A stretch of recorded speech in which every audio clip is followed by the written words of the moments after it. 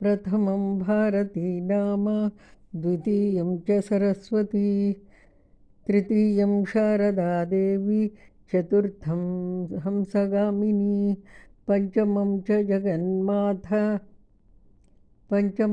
जगन्माता, षष्ठं चैव तु पार्वती, सप्तमं कालरात्रि च, अष्टमं ब्रह्मचारिणी, नवमं च मृगाक्षी च, दशमं ब्रह्मपुत्रिका, एकादशं तु वाग्वाणी, द्वादशं वरदाम्बिका, द्वादशैतानि नामानि, त्रिसन्ध्यं यः पठेन्नरः तस्मै सरस्वती माता षण्मासात् सिद्धिदा भवेत्। इति श्री विद्यावर्धकश्री सरस्वती स्तोत्रम्। सन्मङ्गलानि भवन्तु।